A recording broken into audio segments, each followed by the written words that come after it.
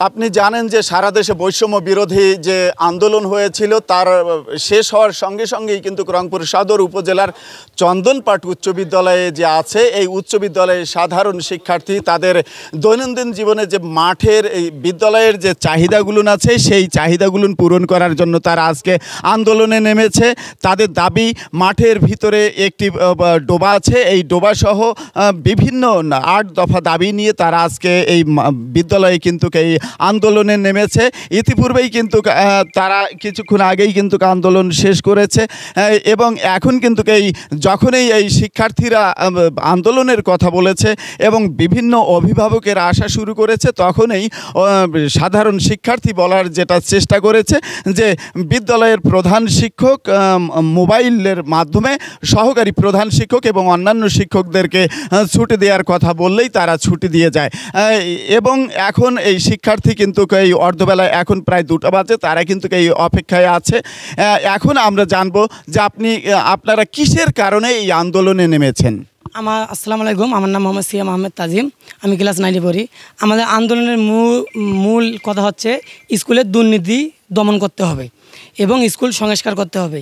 তার বিষয়ে আমাদের দেখেন একটা মাঠ, এখানে আগে মাঠটা ছিল ওই দিকে দিয়ে চতুর্দিক দিয়ে প্রশস্ত মানে আর কি বড় ছিল, এখন মাঝে একটা ডোবা দিয়ে রাখছে, ওইখানে একটা বাথরুমের পানি বাইরে হয়ে আসে, সেই পানি পাড়া দিয়ে আমাদের প্রতিষ্ঠানে প্রবেশ করতে হয় এবং বাইরে যেতে হয়। ধন্যবাদ। পাশেই আরেকজন কোমলমতি শিক্ষার্থী আছে, তার কাছে আমরা জানবো যে আজকে এই যে আপনারা যখন অন্যান্য শিক্ষার্থীরা বলছিলেন যে আপনারা যখন আন্দোলনে নামছিলেন এবং সাধারণ শিক্ষা অভিভাবকেরা আসছিলেন তখন বিদ্যালয়ের প্রধান শিক্ষক এবং অন্যান্য শিক্ষকেরা কি করেছেন ছুটির বিষয়টা জানতে চাই।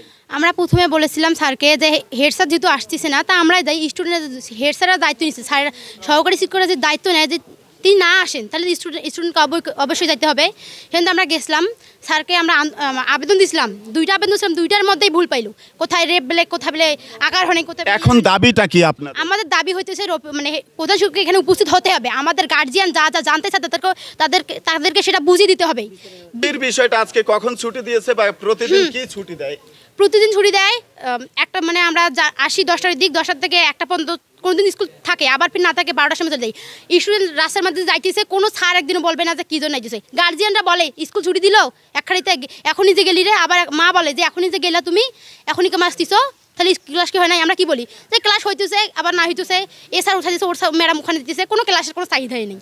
তারপর আমরা গেলাম, ওইখানে গেলাম, স্যার আমাদের ঘুরিয়ে নিয়ে আসলো, ঘুরিয়ে নিয়ে আসে বলে যে একটা হোটেলে ঢুকো মিষ্টি খিলাই, মিষ্টির খাওয়ার দরকার নেই তো, আমরা স্যারকে আনতে গেছি, স্যার আসবে, আমাদের অভিভাবকরা আসছে, তাদের সাথে বসবে, কথা বলবে, ডেট দিছিল, রবিবার দিন আসে নাই, কী জন্য আসবে না? স্যার তো মারার জন্য তো ডাকিনি আমরা আর স্যারকে ডাকবো, আমাদের যেগুলো দাবি ছিল সেগুলো শোনে, আর সবগুলো দাবি তো মানবে না, সেটা তো জানি।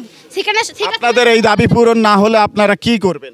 এইভাবে থাকবো, ধর্মঘট নিব, দেখি এর পরিবর্তে কি হয় কি না হয়, দেখবো তো, আমরা তো আর হইতেছি না, দেখি এর দায়িত্ব পালন না করে তো আমাদের দায়িত্ব আমাদের নিতে হবে না।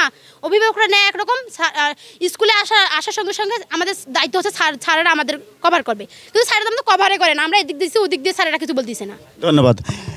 এতক্ষণ আপনি শুনলেন যে এই কোমলমতি শিক্ষার্থী যে বিষয়টি বলার চেষ্টা করছিল যে তাদের এই দাবি, অর্থাৎ মাঠের মাঝে একটি ডোবা আছে এবং পয় নিষ্কাশনের জন্য একটি টয়লেট আছে, যে টয়লেটের ময়লা মাঠে আসে, যার কারণে তারা এই দুর্গন্ধে থাকতে পারে না সহ তাদের 8 দফা দাবি পূরণ না হওয়া পর্যন্ত তারা বৃহত্তর আন্দোলনে যাবে, এমন কথা কিন্তু সাধারণ শিক্ষার্থীরা বলছিলেন। এই ছিল রংপুর সদর উপজেলা চন্দনপাট উচ্চ বিদ্যালয় থেকে শিক্ষার্থীদের আন্দোলনের সর্বশেষ তথ্য।